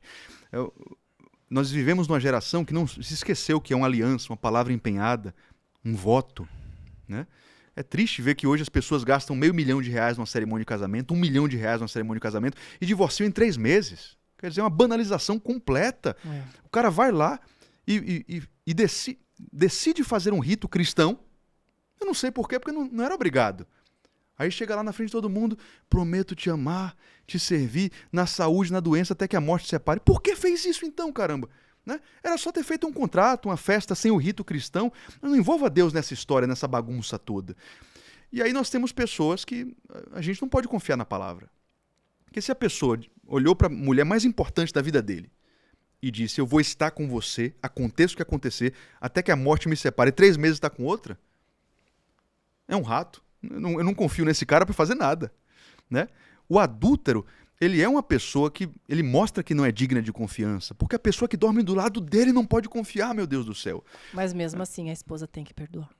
Tem que perdoar, mas tem que perdoar se for um matrimônio verdadeiro, né? Se ela entende que ela está casada de fato, se ela acredita na família, se existe uma família em jogo, até por causa dos filhos. Né? Sim, quando tem filhos envolve, porque a decepção não é só da mulher ou do homem, né? A decepção é daquela família inteira. Imagina contar para os filhos que vai haver uma separação. Não, é terrível. Eu não sei se vocês tiveram pais divorciados? Eu Algum não. de vocês? Você teve, Galeno? Sim. Com quantos anos? Agora, meu pai tinha uma família dupla. Ah, tá. Sim, eu vim de um lar completamente desestruturado. Não, mas o que eu ia falar são pessoas que na idade infantil vivem o divórcio dos pais. É uma bomba, tá. né? Infantil, meus filhos, né? Meus filhos viveram isso, então eu sou a própria causa e eu serei a própria solução que Deus enviou para a solução dos meus filhos. Amém, amém. Porque mais fácil do que eu falar é eu viver, porque minha filha, por exemplo, mais velha, vai olhar, mas por que ele não fez isso com a minha mãe? Infelizmente, o seu pai não tinha o conhecimento ainda, a verdade não tinha me alcançado. Não que eu conhecia a verdade que me conheceu e se revelou a mim, porque eu estava cego para essa verdade. Que nem meu pai se separou recentemente. Ele teve outro relacionamento, ficou um bom tempo casado, eles se separaram recentemente, menos de 3 anos. Que ele tinha 3 filhos e eu sabia, muitas pessoas da família, talvez todas as pessoas da família sabiam, menos a minha mãe. É algo muito doloroso, mas infelizmente é uma realidade daqueles que não vivem a verdade de Deus. Exato. E o que eu ia mencionar é exatamente o caso de divórcio dos pais quando os filhos ainda são crianças. É um sofrimento absurdo. Absurdo. Gustavo Corsão tem o livro Claro e Escuro. Ele tenta expressar isso, né? Para a criança não é somente uma briga entre 2 adultos. O universo dela se desfigurou. Eu vou mais além, não é só para criança. Qualquer idade. Qualquer idade, porque o filho jamais deixa de ser filho, o pai jamais deixa de ser pai. Em qualquer tempo acontece isso. Só que o homem, quando numa fase adulta, ele acredita que ele tem a solução perfeita para a vida da outra pessoa. Daí e ele já tem outra família. Quando é casado, assim, por exemplo, no seu caso, você ainda tem a mim, tem os filhos. Isso. E quando você é criança, que você não tem para que lado correr? Não, aí vai passar 5 dias na casa de um, depois na casa do outro, o pai falando mal da mãe, a mãe falando mal do pai. Vê outra pessoa dentro de casa, começa a chegar os namorados. Na cabeça de uma criança, isso é um crime, é um golpe terrível, com consequências inimagináveis por décadas e décadas. Esses traumas vão aflorar depois de muitos e muitos anos, porque os heróis dela, as figuras que representavam os pilares fundamentais do universo, o pai e a mãe, racharam, brigaram. Por que eu estou falando isso? Porque eu acho que lutar pela restauração da família é sempre um imperativo moral. Mas quando você tem filhos, é um imperativo moral maior ainda, porque você tem seres humanos que não pediram para nascer e que precisam de um lar ordenado. Então, um casal que tem filhos e que está brigando e pensando em se divorciar, deveria lutar ainda mais pela restauração conjugal. Veja, eu não estou dizendo que é fácil. Eu lido com isso há 8 anos, eu sei das consequências da traição, por exemplo, na cabeça de uma pessoa, e eu admito que existem casos em que o divórcio é inclusive uma ferramenta de manutenção da vida. Existem casos onde é inevitável, mas eu sempre vou lutar pela possibilidade de restauração daquela família. É óbvio, né? Se a vida está em jogo e se a pessoa demonstra por A mais B que o arrependimento não é o que ela quer, é óbvio que isso dificulta muito e a gente não deve lutar por isso, né? Todos os casos envolvem dores, né? Porque você fazer a manutenção da família vai gerar dor, o divórcio vai gerar dor, o novo relacionamento vai gerar dor. A questão é que a manutenção da família nós entendemos que seja um imperativo divino, do qual ali ele nos dá suporte e nos resguarda quanto a isso. Claro que é uma linha muito tênue, né? Porque talvez você que esteja em casa fale assim, Galego, mas eu estou vivendo tantas coisas. Claro, se não teve os imperativos cristãos direcionando esse relacionamento, agora será um trabalho de reconstrução. É um trabalho de reconstrução. Nós falamos algumas coisas aqui com opiniões que são bem incisivas, mas nós partimos de uma ótica cristã, onde pessoas são cristãs. Mas quando se trata de pessoas seculares que vivem a sua vida conforme querem, que a sua própria vontade manifesta a vontade do universo, aí o diálogo é um pouco diferente, né? Exato, totalmente. Não, e quando a gente fala assim, por exemplo, claro que nós somos a favor aqui, nós três, né, somos a favor da família e você lutar até o final e tal, mas quando realmente tem que haver o divórcio, né? E tem pessoas que falam assim, divorciou, não pode casar de novo. Mas, como você falou, aquelas crianças também precisam de um lar, e tem muitas coisas envolvidas, né? Eu vejo hoje, por exemplo, o Galego, quando separou, ele teve 2 filhas e ele não era cristão e nada. Agora, olha a importância para as filhas dele chegar hoje lá em casa e ver um lar estruturado, sabe? E eu também, e nós, e as pessoas que casam e que têm enteadas, estarem dispostos a receberem com o maior amor do mundo, sabendo que essas crianças não tiveram culpa de absolutamente nada do que aconteceu.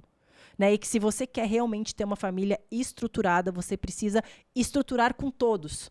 Né? Porque vai ficar esse embate, assim, casa de novo ou não casa de novo? Mas, ao mesmo tempo, e essas crianças que precisam também ter um lar? É óbvio que a minha busca primeira sempre é pela restauração do casamento com o pai. Porque Sim. é óbvio que hoje elas têm acesso a um lar estruturado e isso tem muitas vantagens. Mas é óbvio que nós, como cristãos, entendemos que o mundo ideal, a situação ideal, teria sido a restauração com entre o pai e a da mãe. Criança, óbvio. Para que eles tivessem um lar ordenado, vendo o pai e a mãe mantendo o casamento até Ninguém o fim. substitui o pai e a mãe. Jamais vai substituir. Agora, infelizmente, por causa do pecado, por causa das nossas limitações, o homem vai construindo sua história e nem sempre ela fica tão certinha e arrumadinha como nós pensamos. Mas eu creio que Deus utiliza a nossa bagunça, no final das contas, para cumprir a sua vontade e para que Ele mesmo seja glorificado. Não é isso? É isso. E quando a gente não tem noção do quanto a nossa família é a raiz do que nós vamos criar, a gente realmente faz tudo bagunçado. Mas quando nós temos noção de que tudo que a gente vai viver começa dentro do nosso lar, né? Que o nosso maior ministério começa dentro do nosso lar, com o nosso marido, com os nossos filhos. A importância que a gente tem que dar para os maridos, que eu também vejo muitas mulheres que tiveram filho e quando os filhos nascem, esquecem do marido, não dão mais atenção para o marido, não querem nem o marido perto, acho que nem precisam mais do marido, porque o amor pelos filhos é tão grande, né? Eu já vi pessoas falando, amigas minhas falando assim, olha, quer saber, se eu me separar do meu marido agora, para mim nem faz diferença, eu amo tanto meu filho que se viver só eu e meu filho, não faz diferença. Quando as pessoas realmente entendem que os filhos vão viver, os filhos vão casar, os filhos vão ter a vida deles e quem vai ficar é você e seu marido para ter uma família forte, né? A importância da criança crescer e olhar para dentro da família e qual será que é a melhor referência, né? Ter um pai que te ama muito ou ter um pai que ama a família, que ama a esposa, que consegue olhar como você e falar assim, minha família foi uma referência. Totalmente. E eu acredito piamente que essa prioridade dos filhos em detrimento do cônjuge é contrária à palavra de Deus. Eu amo os meus filhos profundamente. Eu iria até as últimas consequências por amor a ele. Mas eu deixo claro para ele que eu amo mais a mãe do que ele. O meu cônjuge tem um amor maior, eu sou uma só carne com ele. O meu cônjuge tem um relacionamento comigo muito mais íntimo do que o meu relacionamento com os filhos. É óbvio que amor de pai para filho, amor de mãe para filho, são coisas tremendamente profundas. E diferentes. Diferentes, mas eu acho que biblicamente deve ser deixado claro em casa que o matrimônio tem prioridade nesse amor. É que quando você entende isso profundamente, isso é uma coisa muito difícil de se entender, muito difícil mesmo. Porque quando você entende realmente a importância do matrimônio para a criação dos filhos e para o amor dos filhos, para o crescimento, tudo aquilo que a gente almeja para o nosso filho, a gente começa a ter entendimento de que o meu marido ou a sua esposa precisa ser o alicerce ali, precisa ser o primeiro lugar. Porque realmente, Rafa, quando você pergunta assim, quem você ama mais? Sempre vai falar os filhos, porque se o seu filho amanhã for preso, você vai visitar ele na cadeia. Se o seu filho virar as costas para você, se o seu filho te der um tapa na cara, se o seu filho te responder, no outro dia, você pode até ficar chateado, mas parece que aquele ódio some. O marido não. Se o marido te dá um tapa na cara, no outro dia você odeia ele. E isso é da natureza humana. Sim, então, total. né, então você realmente entender que você precisa construir aquele lar amando mais o seu cônjuge do que o seu filho, são amores diferentes. Sim, até para que não é que você ama mais ou menos. Até para que a criança não cresça se sentindo no centro. A referência que ela precisa ter em casa é: eu sou muito amado, mas um dia eu vou sair do núcleo familiar dos meus pais e eu vou fazer exatamente o que ele faz com a mulher. Então ele precisa ter essa referência de um local onde ele é extremamente importante, valorizado, amado, bem-vindo. Mas quando ele olha para o casamento dos pais, não existe nenhum tipo de relação terrena que subjuga aquela relação. Então, no momento em que eu priorizo o meu filho, e tem gente que até sacrifica o casamento em prol do filho, eu estou fazendo mal para o meu filho. Você acha que isso precisa ser falado ou mostrado? Porque talvez se você falar assim, olha, a sua mãe ou seu pai é muito mais importante que você, não cria um trauma na criança? Eu acho que não é dessa forma que se faz. Eu acho que dependendo da idade, quando ele atingir uma certa maturidade, você pode até ensiná-lo para que ele absorva o princípio e execute isso no casamento. Mas na idade infantil, enquanto não existe maturidade para discernir o que ele está falando, a criança deve ver isso através de atitudes. Né? A cama dos pais. Um leito, assim, é um lugar sagrado, é um lugar que é muito importante para os pais, o quarto dos pais, a forma como o marido sacrifica pela esposa, a forma como a esposa cuida, nutre o marido. A criança não é besta, ela vai enxergando essas coisas, os detalhes, e isso fica muito claro. Papai tem 3, 4, 5 filhos, mas o amorzão do papai é a mãe, ele é completamente apaixonado, ele é um marido que se sacrifica por essa mulher, como Cristo se sacrifica pela igreja. Então, no testemunho, isso fica evidente, fica palpável para os filhos, não precisa ser dito. A questão é a palavra, né? Amor, né? Ficou vulgarizado. E tem gente que diz assim, não, mas são amores diferentes, então não precisa comparar. Como se fosse grego, né? Exato. Eros. Eu acabei de falar isso. Mas são amores diferentes. Exato, são amores diferentes, e são de fato. Mas mesmo sendo amores diferentes, o nosso coração sempre vai respeitar a hierarquia. Veja que o nosso amor pelo cônjuge também é de uma natureza diferente do nosso amor pelo Criador. Sim ou não? Sim, sim. Apesar disso, o que é que o mestre falou? Quem não me amar mais do que esposa, filho, né? Pai, amigos, não é digno de mim. O que é que Jesus estava ensinando? O nosso coração respeita hierarquias de amores. Quando essa hierarquia é desordenada, isso vai gerar consequências negativas. Então, eu acredito que a ordem correta é, no meu coração, eu amo acima de todas as coisas o Criador. Amém. Abaixo do Criador, eu amo a minha esposa, com quem eu sou uma só carne. Eu não sou uma só carne com ninguém. O vínculo matrimonial que eu tenho com ela, até a morte, eu não tenho com ninguém. Depois, os filhos, acima de todos os outros. Os filhos devem ser priorizados acima de amigos, acima de irmãos, acima dos meus pais, inclusive. O amor que eu tenho pelos meus filhos, que dependem de mim, deve ficar claro que é prioridade em relação ao meu relacionamento com meus pais, dos quais eu saí do núcleo familiar no dia em que eu casei. Então perceba que existe uma ordem. O Criador planejou uma ordem hierárquica e o nosso coração sempre vai respeitar uma hierarquia dos amores. No momento em que isso é desordenado, bagunçado, a família sofre. O amor como uma decisão diária, né? A gente costuma falar que, na verdade, não é o amor que sustenta o casamento, é o casamento que sustenta o amor, né? Porque eu casei, porque eu me aliancei, então eu cada dia mais amo a minha esposa, me dou a ela. Apesar de muitas vezes não fazer nada por merecer, porque não se trata mais de merecimento. A gente costuma falar, eu falo assim, amor, me ama quando eu menos merecer, porque é quando eu mais preciso desse seu amor. E isso a gente só pode extrair da palavra. As pessoas tentam secularmente encontrar uma resposta filosófica, buscar em representações humanas, representações carnais, É porque esse o amor. homem pós-moderno, sabe por que ele faz isso? Porque ele foi ensinado que assim ele vai adquirir felicidade. O conceito de felicidade do homem moderno é um conceito tosco e que só leva à depressão, ao caos, à agonia, porque ele aprendeu que a felicidade pode ser buscada diretamente. E isso está completamente errado. No momento em que eu busco a felicidade diretamente, eu tenho filhos para me fazer feliz. Eu junto dinheiro, porque quando eu tiver muito dinheiro, eu vou ser feliz. Eu vou buscar o relacionamento dos sonhos, porque quando eu tiver o meu casamento dos sonhos, eu vou ser uma pessoa extremamente feliz. Aí ela vai conquistando todas essas coisas e percebe que nada disso traz felicidade. Porque a Bíblia nos ensina que é loucura buscar a felicidade diretamente. E qual o caminho, então, Rafa, para a felicidade? Eu descobri o caminho. A Bíblia nos ensina que a felicidade, você só consegue capturar ela quando você passa pelo outro. O caminho para a felicidade passa pelo próximo. É o caminho da generosidade esquecida de si. É o caminho em que eu saio de mim e eu coloco o outro em primeiro lugar. Ortega Gasset tem uma frase no livro Estudos sobre o Amor que ele fala que amor é gravitação em direção ao outro. O eixo gravitacional não sou mais eu, agora é minha esposa.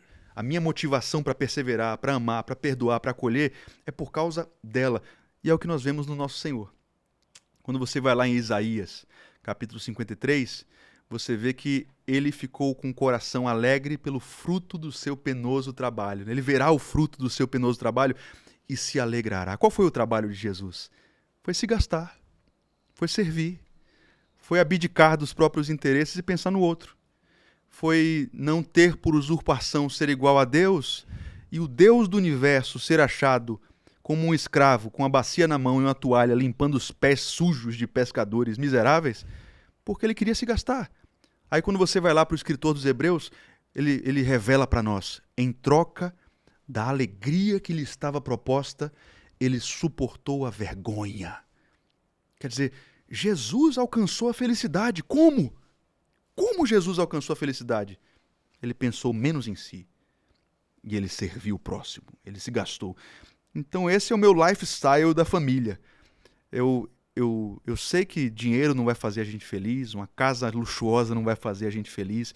O que faz a gente feliz lá em casa é se gastar no outro. É eu me gastar e eu ver que eu servi minha esposa, que os meus filhos estão bem. E eu vou descobrindo a felicidade nisso aí. Sabe como é que eu conceituo felicidade? Felicidade para mim é o seguinte, é você estar fazendo exatamente o que você deveria estar fazendo se a morte te alcançasse agora. Isso é felicidade para mim.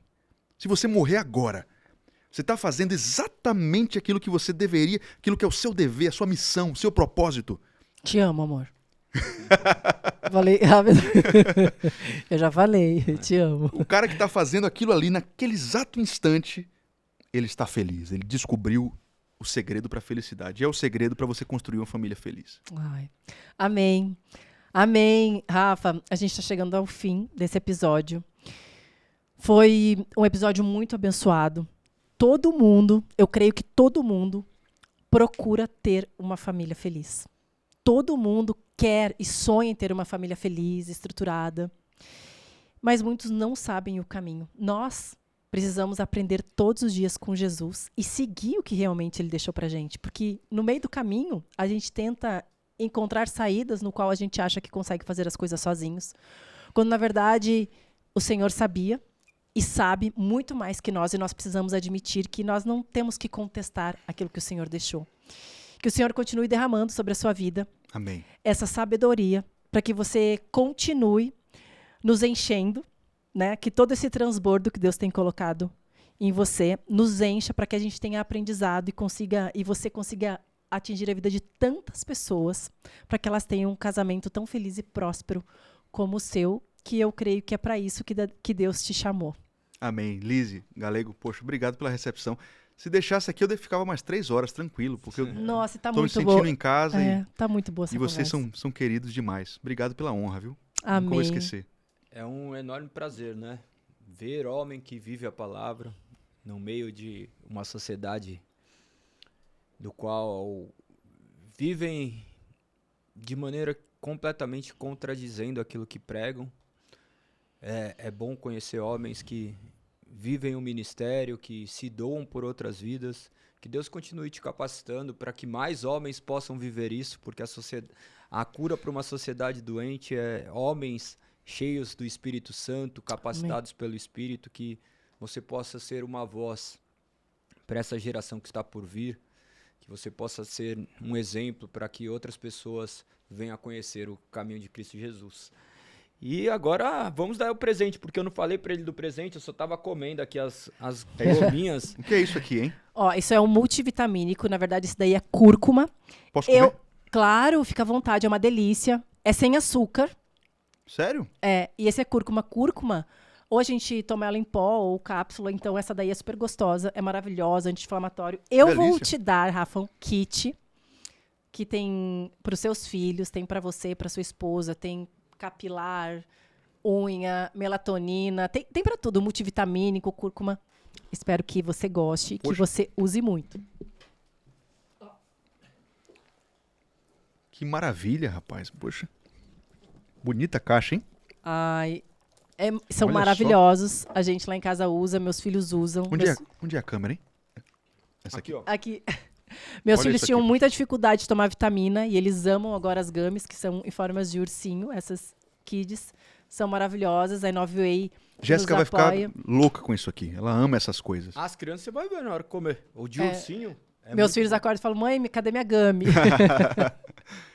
E agora a gente sempre encerra com 5 palavras que você vai encerrar. E eu acho que a gente espera, não saia daí, porque a gente vai orar pela sua vida, pela sua família. E eu acho que você pode Amém. encerrar com ele? Sim. Essas 5 perguntas, você pode responder como você quiser. Na verdade, são 5 palavras. Responda como lhe for conveniente, de acordo com aquilo que... Você vai dizer uma palavra só? Eu vou dizer só uma palavra. Se você quiser responder em 10, você tem mais 5 horas ainda. Estamos no meio do podcast. São 5 palavras, então, que deixa que as coisas fluam através de você, porque na verdade somos isso, né? Apenas somos a torneira do qual Cristo é a água e por meio de palavras ele cria onde não havia nada. E creio que a sua voz tem servido para isso em muitas vidas. A primeira palavra é escrituras. Escrituras. É a nossa regra de fé e prática. É o manual através do qual nós aprendemos a fazer famílias fortes e viver para a glória de Deus. Amém. Segunda palavra é fé. Fé é a prova que a gente precisa para se dispor a viver para o Senhor. E eu quero muito que Deus presenteie as pessoas que estão nos assistindo com muita fé, porque sem fé é impossível agradar ao Senhor. Então que elas recebam, enquanto assistem esse podcast, esse presente do Senhor, chamado fé. Amém. Terceira palavra é graça. Graça foi a ferramenta de Cristo que ele escolheu utilizar para tratar com a gente. Quando estávamos mortos em nossos delitos e pecados, o que nós encontramos foi a graça. É inexplicável, é imerecida, é escandalosa, mas foi o que nos alcançou. Então, nós só podemos fazer 3 coisas com a graça. Reconhecer que nós precisamos dela, receber a graça de coração inteiro, ainda que isso mexa com o nosso ego, e reproduzir, repetir aquilo que nós recebemos com as pessoas que estão ao nosso redor, começando em casa, de preferência. Amém. A quarta palavra é Cristo. Cristo é o Senhor dos senhores. E eu diria que só existe a possibilidade de se construir uma família saudável se Cristo tiver um trono para se sentar dentro da nossa casa. Então eu espero muito que as pessoas que assistiram esse podcast tenham tomado uma decisão de preparar um trono na sua residência, no seu lar, na sua família e dizer: Senhor Cristo, Jesus, senta aqui, toma o teu lugar de honra. que venha o teu reino sobre as nossas famílias, sobre nossa casa, sobre os nossos filhos, sobre aquilo que nós estamos fazendo. Ele é o Senhor das nossas famílias. A última palavra é Deus. Deus é o Pai do nosso Senhor Jesus Cristo, né?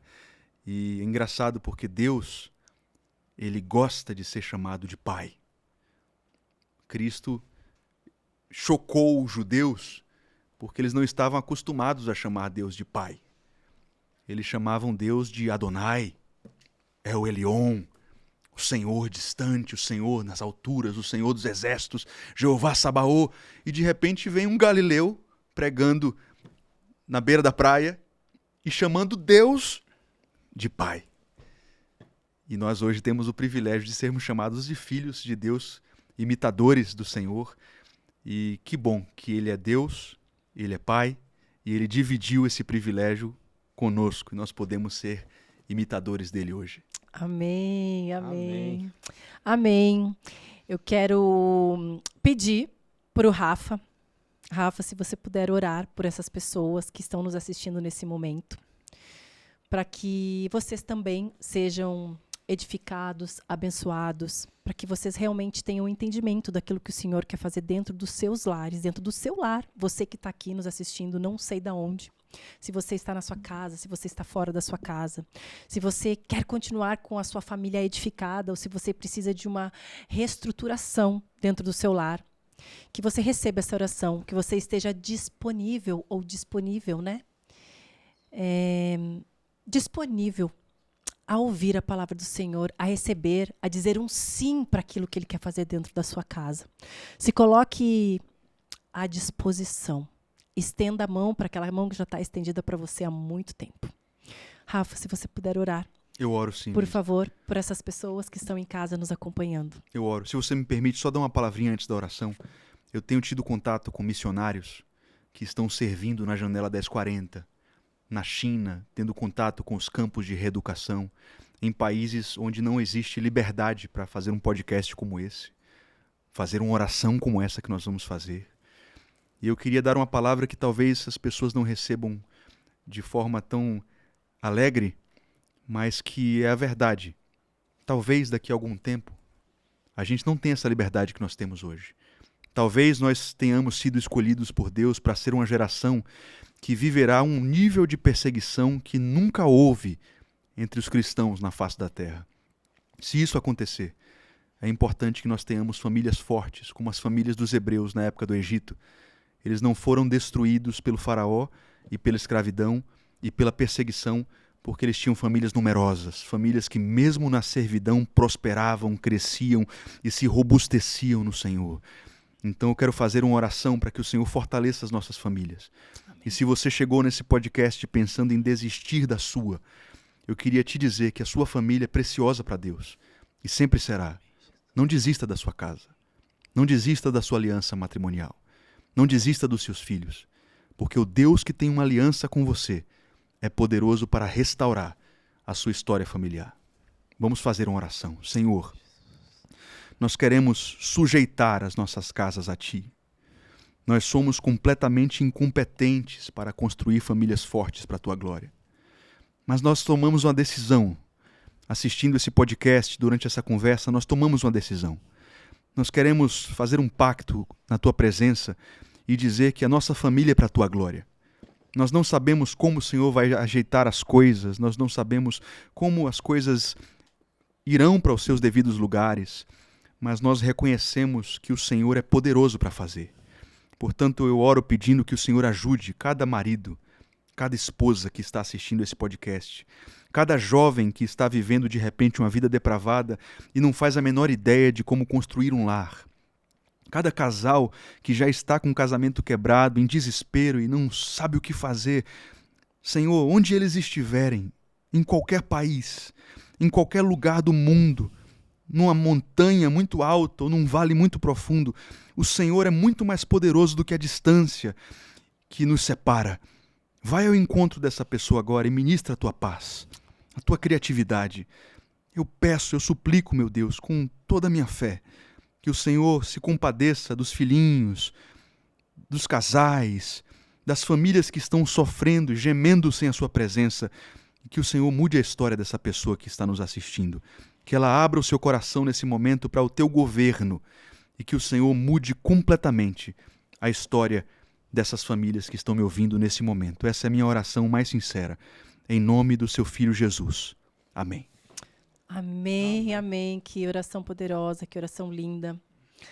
Para você que está na sua casa, saiba que o Senhor te ama e ama a sua família. E que privilégio nós temos de poder falar em nome de Jesus aquilo que Ele pode fazer, o quanto Ele pode transformar. Talvez você esteja aí desacreditada, mas Deus acredita muito naquilo que Ele planejou para a sua vida. Amém? Amém. Não esquece de compartilhar com quem precisa ouvir essa mensagem. E todos nós temos pessoas no qual nós amamos.